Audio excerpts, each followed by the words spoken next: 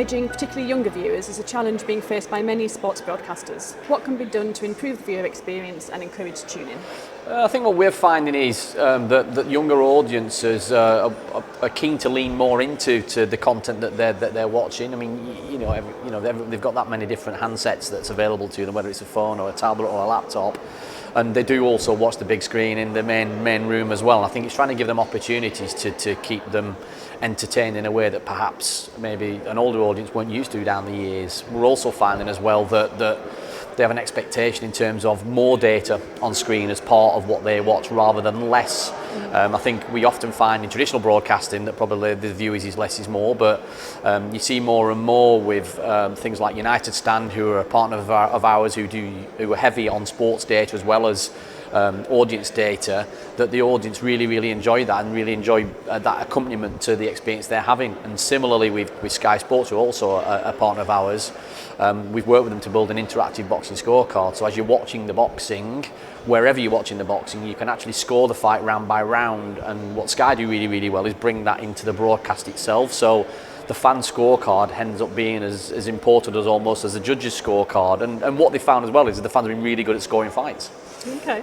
And what does Dizplai have offered to help with this? Ultimately, we are an end-to-end solution for driving engagement for producers, whether those producers are doing live linear broadcasting, OTT, streaming, events. And our end-to-end solution has the ability to not only bring in data sources from across social media, sports data, but we've actually now got our own brandable web application, so a client can actually own the experience within their own platforms as well.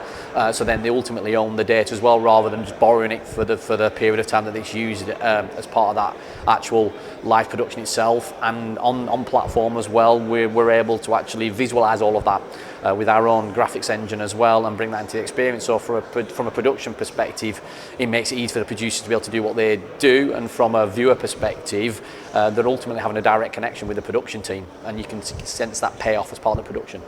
Okay. And how is audience interaction software being used across sports? And do you have any recent examples you could share? I think it's being used more and more now. I think it's interesting how much audiences, technology, producers have moved on in terms of their own views and opinions, in terms of how to interact with audiences. The example I gave earlier in terms of how, which is quite I guess a very sort of detailed way that someone's doing audience interaction with Sky, where ultimately they're actually asking fans to specifically score that fight, and that scoring's been acknowledged. But similarly with BT Sport, who we work with, we actually won an SVG award last year at IBC around the show that they did, which is Champions League Tonight, whereby you've got Jake Humphrey in the studio. This content that's shared throughout the 2 evenings of Champions League football from fans, but then the production team use that content that's been shared to ultimately help to drive the editorial narrative of the show.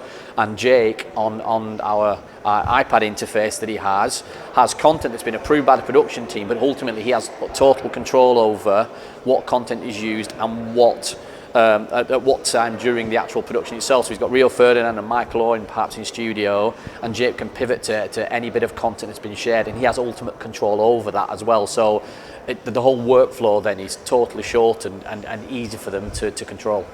That's brilliant, thank you, Ed. Okay, thank you.